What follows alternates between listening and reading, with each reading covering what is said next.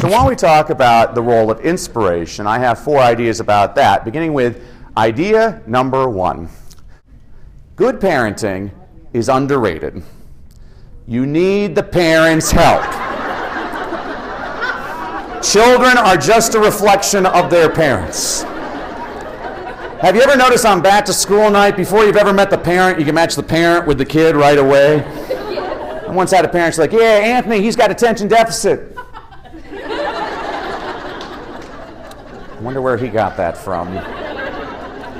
Everybody repeat after me. Parent's friend. Parent's friend. By the way, it's 2015. Parent means different things in different homes. Some kids have no mommy, some kids have 2 mommies, some kids are being raised by a foster mommy or an auntie or an older sibling. Whoever the authority figure is at home, that's the parent. We need to do whatever it takes to get that person on our side. Every single parent seminar I have ever conducted, I have pointed this out to the parents. 24/7, 365, 8,760. There's 24 hours in a day, 7 days a week, 365 days a year, equals 8,760 hours in a year. 6, 5, 180, 1,080. There are 6 hours in a typical school day, 5 days a week, 180 days a year, equals 1,080 hours in a typical school year. Subtract 1,080 from 8,760 and you get 7,680 hours a child is with the parent, not the teacher. Who's the problem?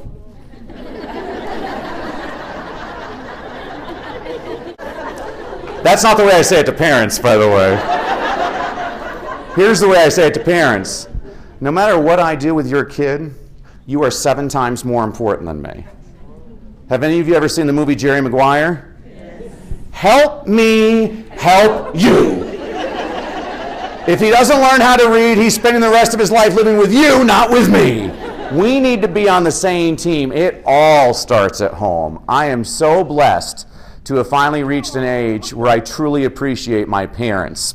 I think of that quote by Mark Twain. He said when he was 18, his parents didn't know anything, and when he was 21, he couldn't believe how much they had learned in just 3 years.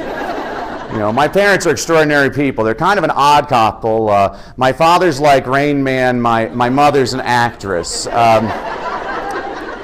Growing up, the image I had of my father was he'd always be sitting in his recliner with his glass of scotch beside him while he was reading a book, listening to opera on his headset, while my mother, my brother, my sister, and I were all talking and the television set was turned on. And now that I'm a parent, I truly appreciate that glass of scotch which was constantly beside my father. My mother never stops talking. Who do you think I took after? People think I talk a lot. I actually never had a chance growing up. My mother has never received a piece of mail that she did not feel compelled to read aloud to every single person in the room. Hey, Danny, remember Mrs. Huffnagel? She died 4 years before you were born. I just got a letter from her daughter. Let me read it to you. I have no interest in this thing whatsoever.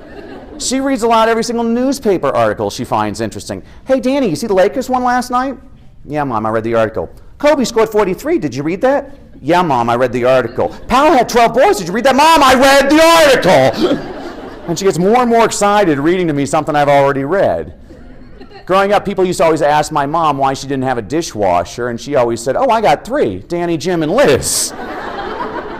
And while we were washing and drying dishes, she was reading to us. And she taught me something really valuable. You don't need a PhD to be a really good parent. So when I do parent seminars, and I do them all the time, I'll have school districts will hire me for 2 days. I'll work with the teachers and the administrators in the daytime, and in the evening I work with the parents. You need all 3 of those elements on the same page.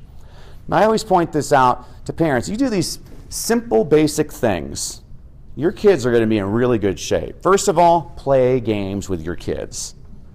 I don't ever remember being in an automobile growing up with my mother where she didn't play some kind of game with us. She'd be like, hey, Danny, there goes a Volkswagen Bug. Smack in the arm. Hey, Danny, look at license plates. Hey, Danny, what sound does your name start with? I'm like, duh.